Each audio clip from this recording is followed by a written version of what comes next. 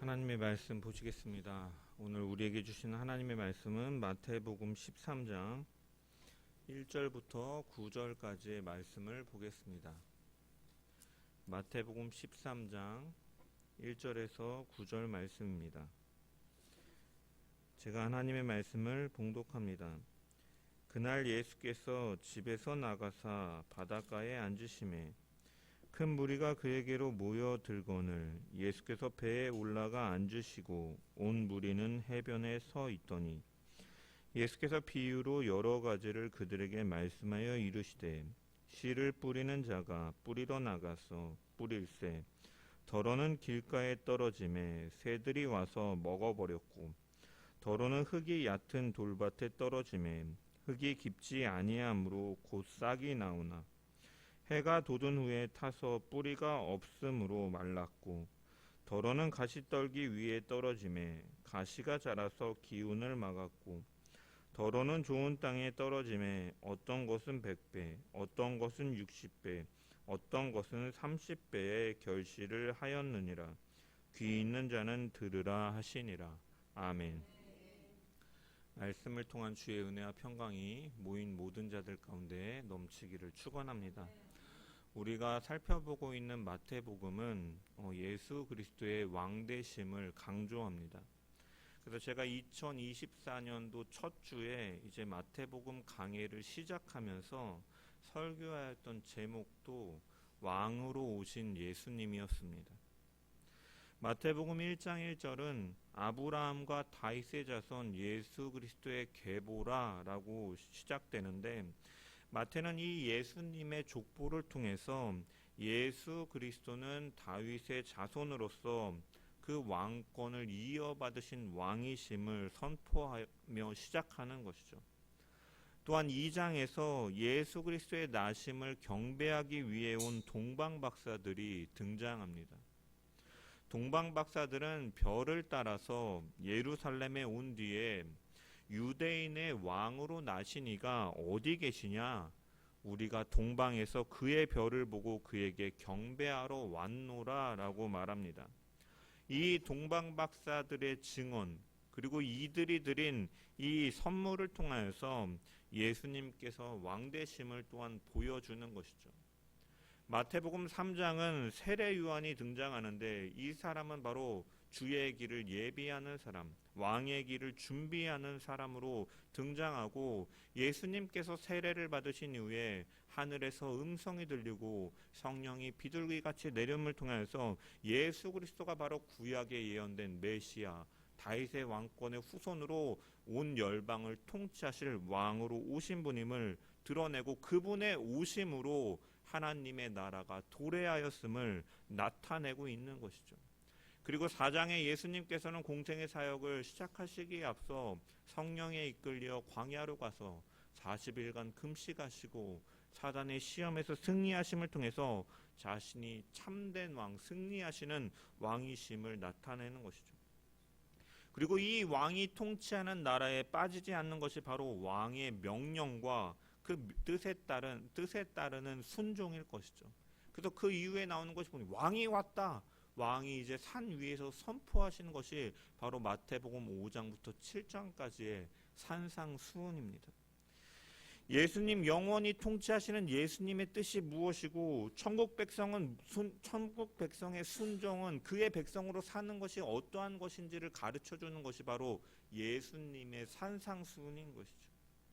그리고 이어지는 8장과 9장은 예수님이 이 땅에서 행하신 많은 이적들을 기록함을 통해서 예수님의 권세에 대해서 그분이 누구신가, 어떠한 권세를 지니신 분인가, 어떠한 능력으로 이 일을 행하시는가를 풍성하게 보여주는 것이죠. 각종 병든 자들을 고치시고 죽은 자들을 살리시고 귀신을 내어 쫓으시며 바람과 바다를 잔잔케 하시는 이가 누구시냐?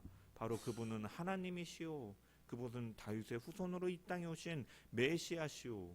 그분은 통치하시는 왕이시오. 종말의 목자가 되심을 나타내고 있는 것이죠. 이러한 예수님의 능력과 가르침 속에서 또한 예수님은 제자들을 보내서 파송하시고 주의 복음을 전하게 하십니다. 그리고 예수님께서는 천국 복음을 전파하시면서 능력을 나타내시죠. 그런데 사람들 가운데 이러한 왕 대신 예수님을 영접하지 아니하는 자들이 있었던 것이고 예수님을 배척하는 사람들이 있었던 것이죠. 그래서 예수님께서는 그들을 향해서 강하게 책망하시죠. 마태복음 11장 20절에서 24절에 보면 예수께서 권능을 가장 많이 행하신 고을들이 회개하지 아니하므로 그때 책망하시되 화 있을진저 고라시나 화 있을진저 벳세다야 너희에게 행한 모든 권능을 두로와 시돈에게 행하였더라면 그들이 벌써 베옷을 입고 제에 앉아 회개하였으리라. 내가 너희에게 이르노니 심판날에 두로와 시돈이 너희보다 견디기 쉬우리라. 화 있을진저 가버나움아 너가 하늘에까지 높아지겠느냐 음부에까지 낮아지겠느냐 라고 하시면서 책망하시는 것이죠. 이러한 예수님에 대한 거부와 배척은 12장에서도 고조되어 가죠. 예수님께서 안식일의 주인이심을 나타내시고 이 귀신 들린 자를 고치셨을 때 바리새인들과 서기관들은 예수님에 대해서 뭐라고 말합니까? 귀신의 왕 바알세불에 힘입어서 그가 이러한 일들을 나타낸다라고 말합니다. 성령을 통하여서 회복시키시고 구원하시는 예수 그리스도를 보여주셨는데 그들은 이런 예수 그리스도의 메시아 되심을 부인하고 하나님의 은혜를 거부함으로 인해 사하심을 얻지 못하는, 성령을 통해서 일하시는 메시아의 사역을 거부하는, 사하심을 얻지 못하는 성령 회방죄를 그들이 범하고 있음을 마태복음이 기록하고 있는 거죠. 예수님의 가르치심이나 행하신 능력을 보면 사람들로 하여금 이는 다윗의 자손이 아니냐 하며 왕으로 오신 분이 틀림이 없으신데 왜 그 사람들은 그 예수 그리스도를 영접하지 아니하고 배척하고 있는가? 또한 12장 마지막에서 보면 누구든지 하늘에 계신 내 아버지의 뜻대로 하는 자가 내 형제요 내 자매요 내 모친이라 하시는 그 말씀처럼 예수 그리스도의 오심, 그분의 통치가 임하고 하나님의 나라가 임한 그 언약이 성취되고 하나님의 백성이 이제 재창조되었다면, 이 12장 50절의 말씀처럼 새로운 공동체가 하나님의 백성으로서 재창조되었다면 그들과 함께 오는 그런 하나님의 나라는 어떠한 나라인가? 이러한 질문에 대해, 이 두 가지 질문에 대해 왜 그들은 배척하는가? 그렇다면 예수님께서 재창조하신 이 하나님의 백성들과 함께 오는 하나님의 나라는 어떠한 것인가? 이 질문에 대한 해답을 주기 위해서 마태복음 13장은 이제 천국 비유에 대한 7가지를 나타내고 있는 것이죠. 이 질문에 대한 해답을 주기 위해 예수님은 비유를 가지고 우리에게 말씀하여 주고 계시는 것입니다. 그중 우리는 오늘 첫 번째 비유인 씨 뿌리는 자의 비유에 대해서 살펴보는 것이죠. 본문의 내용을 구체적으로 보기에 앞서 우리는 먼저 비유라는 것에 대해서 정의를 해봐야 됩니다. 비유라는 것은 무엇입니까? 어떠한 원리라든지 어떠한 가르침이나 교훈 같은 것들을 잘 이해하기 위해서, 그래서 듣는 사람들이 쉽게 이해하고 친근하게 받아들일 수 있도록 그러한 익숙한 사물이라든지 상황에 빗대어서 전달하는 수사학적 기법이 바로 이 비유인 것이죠. 예를 들어서 제가 좋아하는 찬양 중에 바다 같은 주의 사랑 내 마음속에 넘치네, 이런 찬양의 가사가 있죠. 하나님은 영이시고 무한하시고 그의 사랑은 측량할 길이 없습니다. 유한한 우리가 그것을 다 이해하기에는 너무나 부족하고 한계가 있다라는 것이죠. 따라서 우리가 하지만 그 하나님의 사랑을 우리가 조금 더 쉽게 이해하고 볼 수 있도록 우리가 가장 넓은 개념이라고 생각하는 바다나 우주 같은 것들에 빗대어서 고백하고 그것을 통해서 듣는 사람이 좀 더 쉽게 이해하고 인상 깊게 이해할 수 있고 고백할 수 있도록 찬양의 가사는 이렇게 바다 같은 주의 사랑하면서 이 바다에 빗대어서 하나님의 사랑을 노래하는 것이죠. 마찬가지로 예수님께서 천국을 비유로 말씀하시는 것은 무엇이냐? 하나님의 나라, 그 천국은 인간의 언어로 직접 묘사하기에는 한계가 있기 때문에 예수님께서는 당시 팔레스타인 유대인들에게 그 익숙한, 친숙한 일상의 생활들을 소재로 해서 천국의 특성과 그 하나님의 나라가 도래하는 것에 대해서 설명하고 가르쳐 주시는 것이죠. 또한 예수님께서 비유로 말씀하시는 것에는 또한 이중적인 의미가 있습니다. 예수님께서는 그 천국의 특성과 도래를 쉽게 설명하기 위해서 비유로 말씀하셨을 뿐만 아니라 그것을 감추기 위한 목적도 있으셨습니다.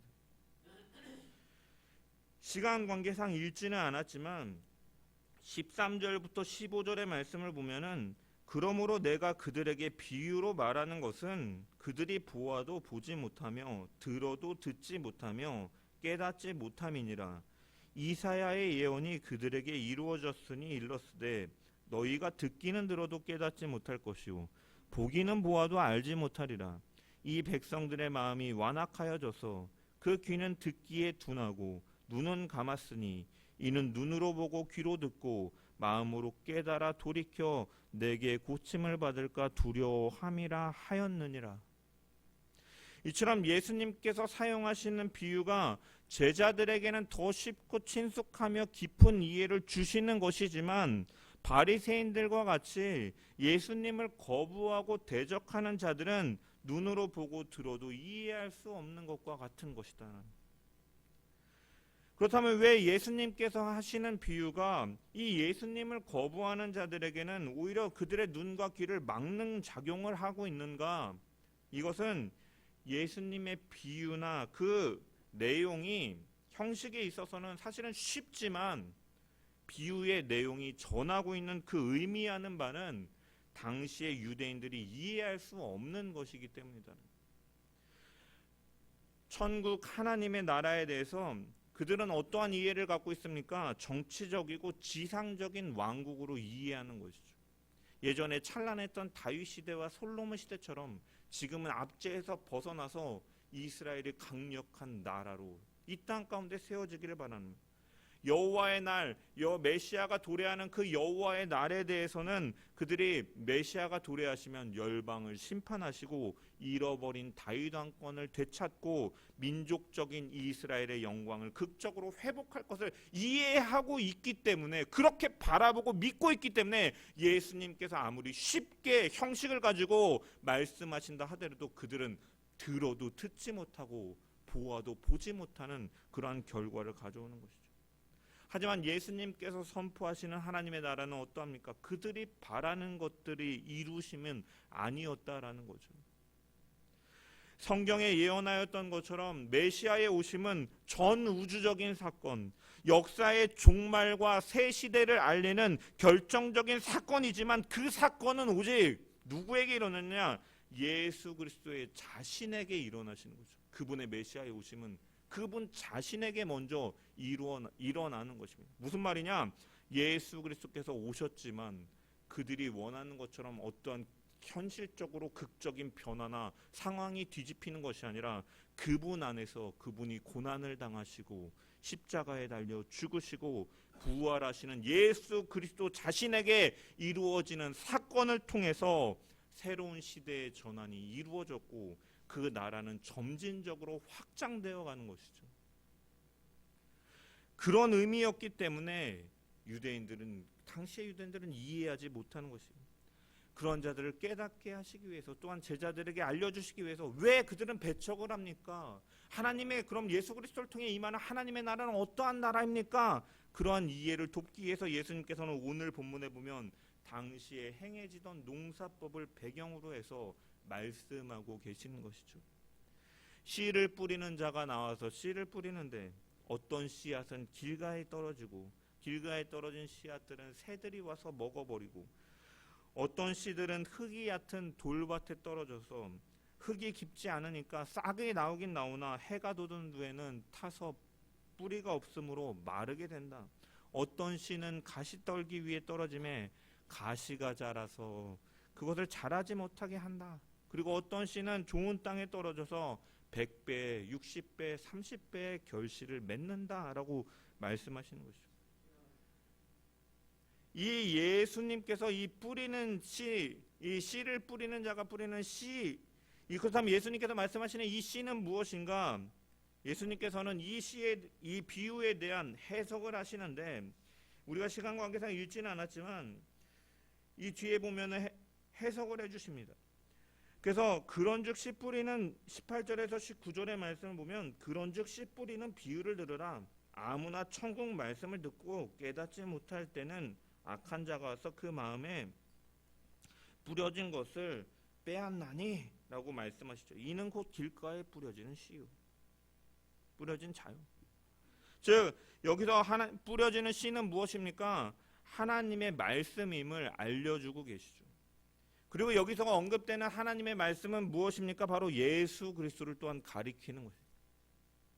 요한복음 5장 39절에 너희가 성경에서 영생을 얻는 줄 생각하고 성경을 연구하거니와 이 성경이 곧 내게 대하여 증언하는 것이니라. 말씀하신 것처럼 하나님의 나라의 도래는, 하나님의 나라의 오심은 예수 그리스도가 이 땅에 오심으로 인해 시작되었다라는 거예요.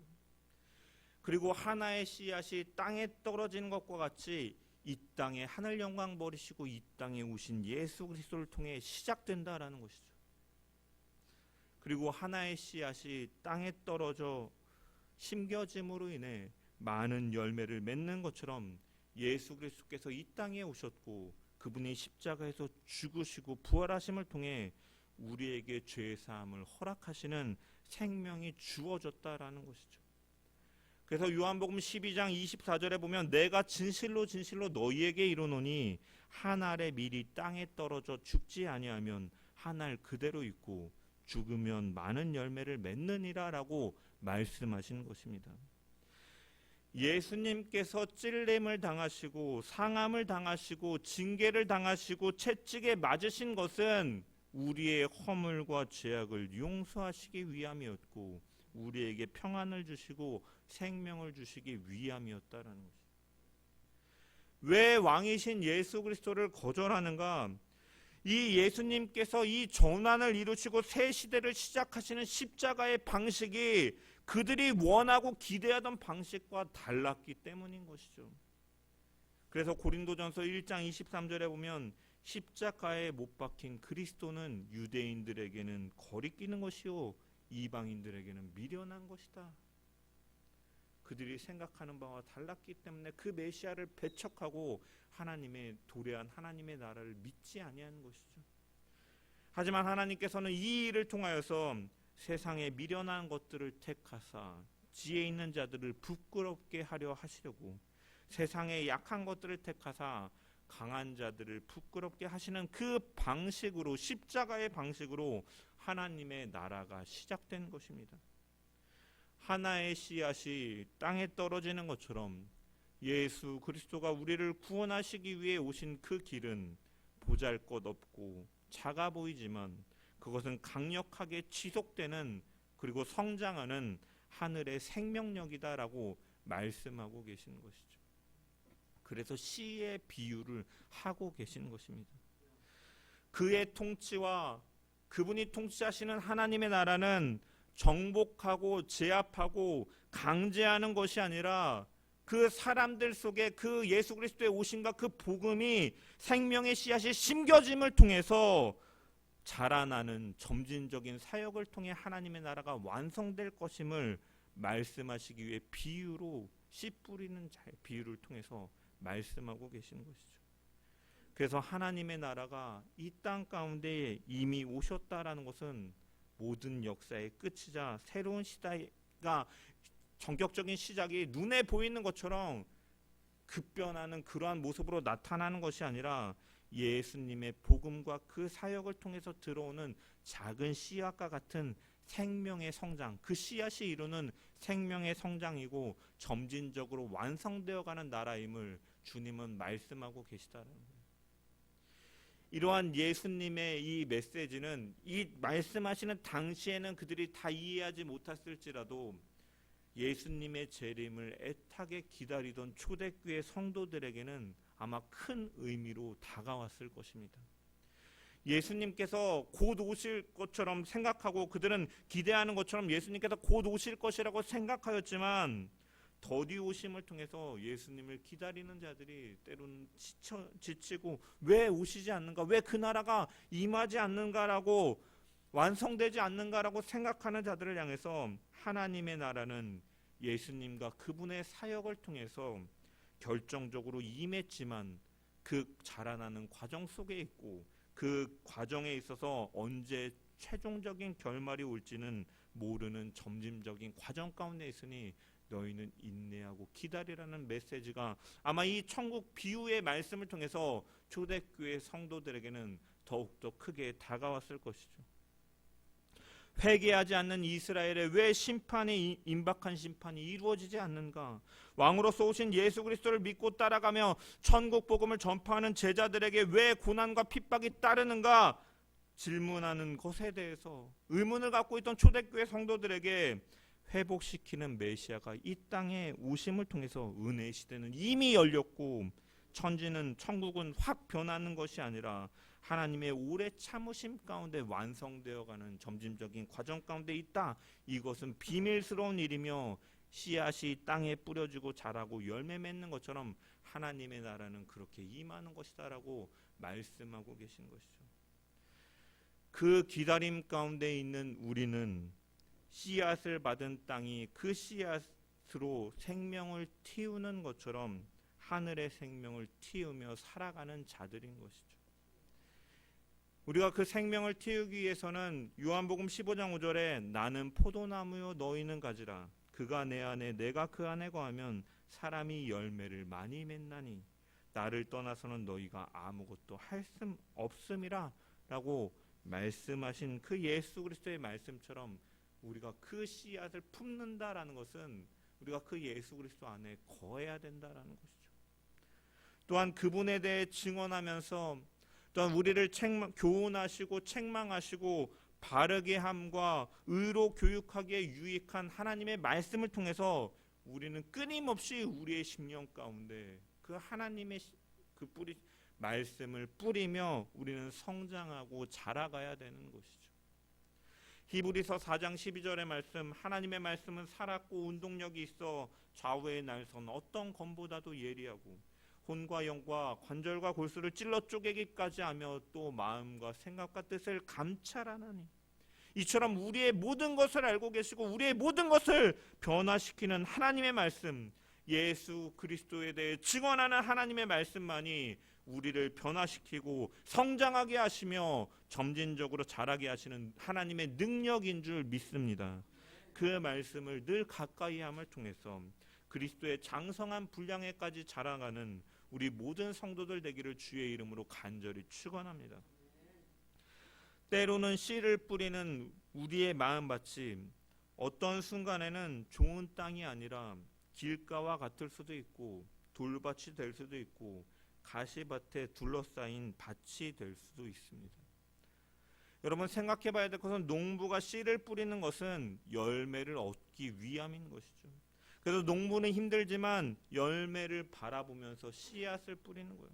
그래서 시편 126편 6절에 보면 울며 씨를 뿌리러 나가는 자는 정녕 기쁨으로 그 단을 가지고 돌아오리로다. 씨를 뿌리는 자는 기쁨으로 단을 가져올 것을 바라면서 수고하는 것이죠. 그것이 바로 씨를 뿌리는 자의 소망이고 보람인 것입니다. 마찬가지로 우리는 말씀의 씨가 뿌려지고 열매 맺기 위해서는 우리가 그 농부가 수고하는 것처럼 우리는 말씀 앞에 순종하고 말씀을 받아들이고 깨닫고 순종하는 그러한 자세가 있어야 되는 것이죠. 예수님께서는 19절에 보면 아무나 천국 말씀을 듣고 깨닫지 못할 때는 악한 자가 와서 그 마음에 뿌려진 것을 빼앗나니 이는 곧 길가에 뿌려진 자요라고 말씀하시면서 씨앗을 받는다라는 것, 하나님의 말씀을 받는다라는 것은 듣고 깨닫는 것이라고, 천국 말씀을 듣고 깨닫는 것을 가리켜 씨앗을 받는 것이라고 설명하고 계십니다. 여러분, 깨닫는 것이라는 것은 어떠한 의미입니까? 단순히 듣는 것을 넘어서서 그 말씀을 듣는 사람의 심령이 그 말씀과 하나가 되는 것이죠. 그 말씀이 자신을 위한 것이라는 것을 알고 그 말씀 앞에 회개하고 그 말씀을 믿고서 소망을 거기에 두는 것이 바로 깨닫는 것입니다. 말씀을 자신을 위한 말씀으로 겸허하게 받아들이고 기쁘게 받아들이지 않은 채로 그대로 두면 그것은 길가에 떨어진 씨앗을 공중의 새가 물어가듯이 그것을 잃어버리고 만다라고 말씀하고 계시는 것이죠. 여러분, 길가와 같다라는 것은 무엇을 가리킵니까? 여러분, 길가는 어떠한 거예요? 누구나 지나갈 수 있는 것, 아무나 밟을 수 있는 것이 바로 길가입니다. 밭과 밭 사이에는 사람들이 지나다니는 그 논두렁 길이 있죠. 그곳은 사람들이 아무나 지나다닐 수 있거든요. 그 사람들의 발길로 인해서 땅은 단단하게 굳어지고 씨앗이 그 속으로 들어갈 수가 없는 땅이 되는 거예요. 그래서 씨앗이 그대로 있고 공중의 새가 와서 먹어버리는 것이죠. 집으로 치자면 창문도 없고 문도 없고 담벼락도 없어서 아무나 들어오는 곳이죠. 누구나 지나가고 아무나 밟을 수 있는 마음이라는 것은 그것은 이미 단단하게 굳어진 완악한 마음이다라는 것을 가리키는 거예요. 성경은 그래서 우리에게 마음이 강팍해지는 것을 늘 경계하라라고 말씀하시죠. 히브리서 4장 7절의 말씀을 보면 오늘 너희가 그의 음성을 듣거든 너희 마음을 완고하게 하지 말라 하였거든. 오늘 너희가 그의 음성을 듣거든 너희 마음을 완고하게 하지 말라. 우리의 마음이 길가와 같은 마음이 되는 데는 먼저 어떠한 이유가 있습니까? 무관심하기 때문이고 교만하기 때문인 것이죠. 인류 최초의 죄를 범한 아담과 하와는 하나님의 말씀이 아닌 무엇에 집중하니까 선악과 나무의 열매를 따먹지 말라라는 하나님께 집중하고 하나님의 말씀에 집중한 것이 아니라 이것을 먹으면 내가 하나님처럼 되지 않을까 자신에게 집중하였고 자신과 하나님같이 되기를 원했을 때 그가 죄를 범하였던 것처럼 자기 자신에 집중하고 그 자기 자신에 집중하게 되면 욕심에 눈이 어두워지고 자기 외에는 별 관심이 없어지는 거죠. 그래서 예수 그리스도에 대해 말씀하고 하나님의 나라에 대해서 전하고 있는 그 말씀에 대해서도 나에게만 집중할 때 하나님의 말씀은 더 이상 관심사가 아니게 된다라는 거예요.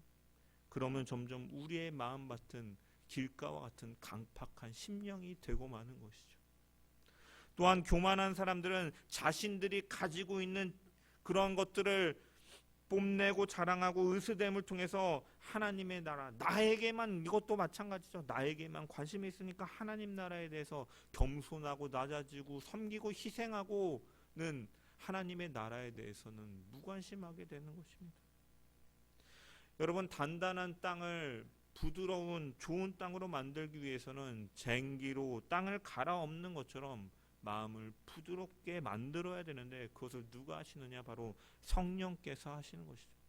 그 에스겔서 36장 26절의 말씀을 보면 또 새 영을 너희 속에 두고 새 마음을 너희에게 주되 너희 육신에서 굳은 마음을 제거하고 부드러운 마음을 줄 것이며 라는 말씀을 통해서 하나님께서는 성령을 통해서 이 메시아 사역 가운데 너희의 강팍하고 굳은 심령을 부드럽게 할 것이다 라고 말씀하시는 것이죠. 그래서 우리는 이 말씀과 같이 늘 성령을 의지하는 가운데서 우리의 완악한 마음, 강팍한 심령을 제거하고 부드러운 마음으로 하나님의 말씀을 즉각적으로 기쁨으로 받아 살아가는 저와 여러분 되시기를 주의 이름으로 간절히 축원합니다. C.S. 루이스라는 이 기독교의 유명한 그 작가가 이 스크루테이프의 편지라는 이런 책을 썼어요. 그 책은 이제 사단이 우리를 유혹하는 방식에 대해서 상상력을 동원해서 쓴 이런 글인데 그 글 가운데 이러한 내용이 있습니다. 영국의 어떤 노신사가 이제 영국의 도서관을 찾아갑니다. 도서관에 들어간 노신사는 여러 가지 책들을 들춰보다가 이제 신앙에 관련된 책을 한 권 읽게 되죠. 그 책을 읽으면서 그 사람의 마음 가운데 이제 하나님에 관한 생각이 싹트기 시작합니다. 하나님은 어떠한 분이실까? 나는 그분과 어떠한 관계를 맺어야 될까? 이런 생각을 하고 있는 찰나에 악마는 그 사람을 찾아오는 것이죠. 그러고선 악마는 그의 마음에 이러한 말을 하기 시작하는, 야, 지금 점심시간이야. 뭘 그런 생각을 해. 지금 점심을 먹어야지. 지금 현실에 집중해야지. 지금 배고프지 않니? 그 순간 이 노신사는 하나님에 대한 생각을 잠시 멈추고 식당으로 가는 거예요. 점심을 먹다가 또다시 갑자기 하나님에 대한 마음이 일어나기 시작해요. 하나님은 과연 어떠한 분이실까? 그런 생각을 하자 악마가 다시 속삭이죠. 야, 밥 먹는데 뭐하러 그런 골치 아픈 생각을 하냐? 우선 식사나 끝내. 점심 식사가 끝난 후에 또 하나님에 대한 생각이 일어나자 악마는 다시 속삭입니다. 야, 오늘 너무 바쁘지 않냐? 그런 것은 나중에 한가할 때 생각하도록 해. 너에게 집중해. 네 앞에 있는 당면한 문제에 집중해. 네 생각을 해야지 하나님의 생각은 나중에 생각해도 돼.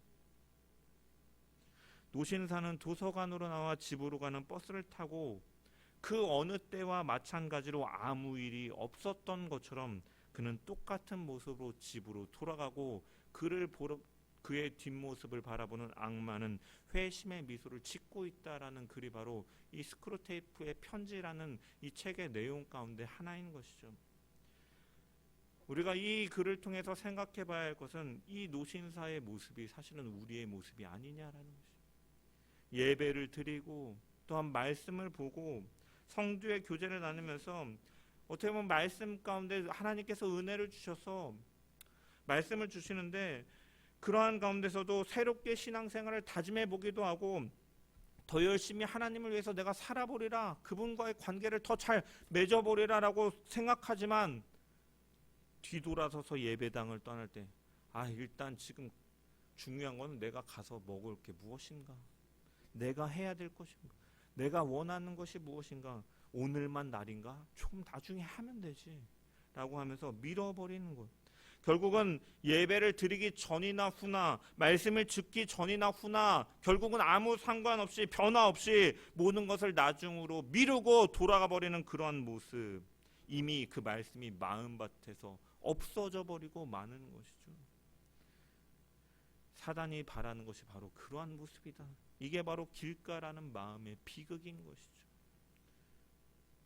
그럼 흙이 얕은 돌밭은 어떠한 것입니까? 돌밭에는 얇은 흙이 있기 때문에 씨앗이 흙 속으로 심겨 들어가 처럼 보이고 싹을 낼 수가 있어요.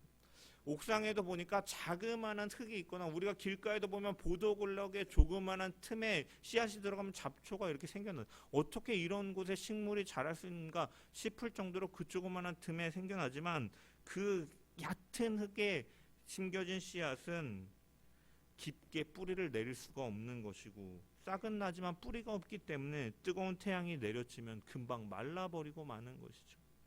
말씀을 통해서 은혜를 받더라도 은혜와 기쁨이 충만하지만 곧 환난이나 핍박에 부딪히면 자기의 말씀을 그 쉽게 포기해버리고 마는 그러한 마음가짐. 여러분, 복음을 받아들인다라는 것은 인내를 포함하는 것이죠. 하나님의 나라를 살아간다라는 것은 인내를 포함하는 그러한 의미다라는 것이에요. 왜? 사람은 쉽게 변하지가 않거든요. 사람 속에 있는 깊은 상처나 이 죄와 허물로 왜곡된 성품은 하루아침에 고쳐지지 않는다라는 거예요. 그것들은 뿌리를 내리는데 막는 큰 돌과 같은 것들이다라는 거예요. 옛 사람의 습성은 그렇게 우리를 막는다라는 것이죠. 말씀이 그 돌을 깨트리고 뚫고 지나가려면 오랜 시간과 인내가 필요한 것이. 여러분, 신앙생활은 고속도로가 아니죠. 형통하고 편안한 길만 있는 것이 아니다라는 거예요. 성경은 어느 곳에도 고난 없는 영광을 말하지 않는다라는 거예요. 디모데후서 3장 12절에 보면 무릇 그리스도 예수 안에서 경건하게 살고자 하는 자는 핍박을 받으리라. 신앙은 결코 잘 뚫린 고속도로와 같은 길만이 아니다라는 거예요. 그래서 이 흙이 얕은 돌밭에 떨어진다라는 것은 이러한 내부적인 것, 외부적인 그러한 위협 앞에서 쉽게 말씀을 포기해버리는 그러한 마음을 가리키는 거죠. 우리가 신앙으로 하나님의 나라를 살아간다라는 것은 또한 인내로 살아가는 것이에요. 우리가 외부적이나 내부적인 위험 앞에서도 묵묵히 그 돌을 깨어나가는 우리 신앙인들 되기를 주의 이름으로 간절히 축원합니다. 세 번째로는 때로는 우리의 마음이 가시밭과 같을 때가 있습니다. 환난과 핍박도 우리의 신앙을 방해하는 장애물이 될 수 있지만 안락과 유혹도 우리의 신앙을 방해하는 장애물이 될 수도 있는 것이죠. 오늘 13장 22절에 보면 이 가시떨기에 뿌려졌다라는 것은 말씀을 들으나 세상의 염려와 재물의 유혹에 말씀이 막혀 결실하지 못하는 자다라고 주님께서 말씀하셨습니다. 우리가 살아가면서 이러한 염려는 우리의 신앙을 자라가지 못하게 한다라는 거예요. 살아가면서 순간순간 느끼게 되는 세상의 염려가 우리의 마음에 사로잡고 있다면 그것은 우리의 신앙을 방해하는 장애물이 되는 거예요. 예수를 믿는다고 해서 염려나 걱정이 한순간에 사라지는 것은 아닙니다. 우리는 살아가면서 끊임없이 염려와 걱정 속에서 살아갑니다. 하지만 그러한 염려와 걱정이 찾아올 때 우리는 하나님께 맡겨야 되는 것이죠. 만약에 우리가 걱정하고 염려한다고 해서 그 상황이 바뀔 수 있다면 우리는 마땅히 걱정하고 염려해야 될 것입니다. 하지만 걱정과 염려를 우리가 한다고 해도 그 상황은 바뀌지 않는다는 거예요. 그래서 예수님께서 너희 중에 누가 염려함으로 그 키를 한 자나 더할 수 있겠느냐라고 말씀하시는 거죠. 염려함으로 바꿀 수 없다라는 것입니다. 그래서 하나님께서는 우리에게 이렇게 말씀하시죠. 빌립보서 4장 6절에서 7절 말씀. 아무것도 염려하지 말고 오직 모든 일에 기도와 간구로 너희 구할 것을 감사함으로 하나님께 아뢰라. 그리하면 모든 지각에 뛰어나신 하나님의 평강이 그리스도 예수 안에서 너희 마음과 생각을 지키시리라. 염려와 걱정을 주님께 내어 맡기라라는 것이죠. 또한 반대로 풍요한 가운데 재물이 주는 유혹은 때로는 우리가 하나님의 말씀을 따라 살아가지 못하도록 열매 맺지 못하도록 방해하는 장애물과 같은 것이죠. 마태복음 19장에 등장하는 부자 청년은 영생에 대한 갈망이 있는 사람이었습니다. 그래서 예수님을 찾아서 어떻게 해야 영생을 얻을 수 있겠습니까? 라고 말하죠. 예수님께 사람들이 던지는 질문 가운데 어떻게 보면 가장 본질적이고 중요한 질문을 그 청년은 관심이 있었고 그 질문을 예수님께 던진 것이죠. 그 질문에 예수님께서는 뭐라고 답하십니까? 예수께서 그를 보시고 사랑하사 이르시되 내게 아직도 한 가지 부족한 것이 있으니 가서 내게 있는 것을 팔아 가난한 자들에게 주라. 그리하면 하늘에서 보화가 내게 있으리라.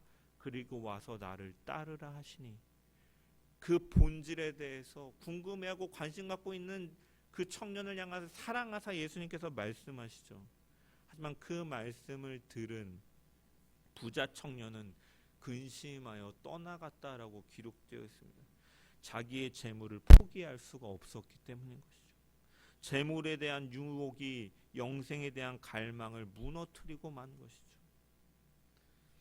우리가 이러한 재물의 유혹 앞에서도 우리의 신앙이 넘어질 수가 있음을 기억하며 우리가 그것이 우리의 신앙을 방해하는 장애물이 되지 않도록 우리는 끊임없이 제거해야 되는 거예요. 그래서 우리는 좋은 땅이 되어야 될 줄 믿습니다. 옥토에 떨어진 씨앗은 밭에 뿌리를 내리고 싹이 나서 많은 열매를 맺게 되는 것이죠. 누가복음 8장 15절에 보면은 옥토에 떨어진 씨앗을 이렇게 표현합니다. 좋은 땅에 있다는 것은 착하고 좋은 마음으로 말씀을 듣고 지키어 인내로 결실하는 자니라. 좋은 땅에 있다는 것은 착하고 좋은 마음, 부드러운 마음으로 하나님의 말씀을 듣고 깨닫는다라는 것은 지키고 인내로 결실하며 살아가는 자다라고 말씀하고 있는 것이죠. 옥토와 같은 마음으로 말씀을 듣는다라는 것은 착하고 좋은 마음으로 듣는다는 것이고 그 들은 말씀을 깨달아 지켜 인내함으로 마침내 결실을 맺는 것입니다. 그리할 때 100배, 60배, 30배의 열매를 맺게 된다. 여러분, 우리가 이 100배, 60배, 30배의 열매를 맺으라는 것에 때로는 우리는 심적인 부담감을 느끼기도 합니다. 하지만 사실 우리가 생각해보면 그렇게 이 100배, 60배, 30배의 열매를 맺는다라는 것은요, 그렇게 기적적인 수학의 수치는 아니에요. 생각해보면 우리가 벼 하나에도 많은 이 쌀알들이 이 나락이 달려 있는 것처럼 생각해 본다면 복음의 말씀을 예수 그리스도의 그 씨앗을 심은 자는 생명이 없는 자와 비교할 때 최소한 30배라도 생명의 열매를 맺게 된다라는 거죠. 그리고 100배, 60배, 30배라고 말하는 것은 각자의 달란트가 다르고 각자의 은사가 다르지만 하나님께서는 그러한 몇 배를 맺었느냐를 보시는 분이 아니시라 예수 그리스도의 그 씨앗으로 살아가고 자연스럽게 변화되어 가고 점진적으로 성장되어 감을 통하여 열매 맺는 삶을 하나님께서 기뻐하심을 말씀하고 계시는 것이죠. 유대인들의 농사는 우리와 같이 이양법, 어떻게 모를 자라게 해서 심는 그러한 방식으로 농사를 짓는 것이 아니라 바람에 흩뿌리는 방식으로, 씨를 흩뿌리는 방식으로 농사를 짓는 거죠. 그리고 난 후에 다시 쟁기질로 땅을 고르기를 합니다. 그래서 이 길가와 바위와 가시떨기와 옥토가 사실은 따로따로 존재하는 것이 아니라 그 한 곳에 한 밭에 섞여 있다라는 것이에요. 우리의 마음도 그렇다라는 거예요. 그렇기 때문에 우리가 이것을 갈아엎지 않고 쟁기질을 하지 않고 고르기를 하지 않는다면 우리의 마음이 길가와 같이 돌밭과 같이 가시밭과 같이 될 수 있다라는 것이죠. 그렇기 때문에 옥토라고 불리는 좋은 땅이라는 것은 그 땅의 입장에서 본다면 어떠한 땅입니까? 끊임없는 고통과 고난을 당하는 땅, 아픔을 겪는 땅이죠. 부드러운 마음이 되기 위해서 곡괭이로 계속해서 찢겨지는 땅, 호미로 파헤쳐지고 쟁기로 갈아엎을 때마다 사실 그 땅은 찢기고 으스러지고 가루가 되는 고난과 고통을 감수해야 되는 땅인 것, 땅의 입장에서 생각해 보면. 하지만 그러한 인내의 시간을 지나서 열매를 맺는 옥토가 될 수 있었다는 것처럼 주님께서 귀 있는 자는 들으라 라고 말씀하신 의미가 바로 이러한 것이다라는 거예요. 고난과 고통을 외면하고 삶이 깨어져서 변하지 못하는 하나님의 말씀은 저 멀리 둔 채 너에게만 집중하는 그러한 삶에서 벗어나서 말씀을 마음 가운데 받아들이고 그 삶의 열매를 결실로 맺기 위해서 우리의 마음이 깨어지고 부수어지고 으깨어지는 훈련과 연단의 과정이 필요하다라는 것. 그것이 바로 하나님의 나라를 이루어가는 과정이다라고 말씀하고 계신 것이죠. 이것이 바로 천국의 복음이며 생명의 씨앗 되시는 예수 그리스도 안에 거하고 성령을 의지하는 가운데 열매 맺는 삶인 줄 믿습니다. 우리가 예수 그리스도 그분 포도나무 너희는 가지라, 그가 내 안에 내가 그 안에 거하지 아니하면 열매를 맺지 못하리라는 말씀처럼 우리가 예수 그리스도 안에 거하고 성령을 의지하는 가운데 말씀을 늘 가까이 하며 그 말씀을 깨닫고 지키고 인내로 결실함을 통해 하나님의 나라, 우리 가운데 임한 하나님의 나라를 완성해 나가는 주의 복된 백성들 되기를 주의 이름으로 간절히 축원합니다.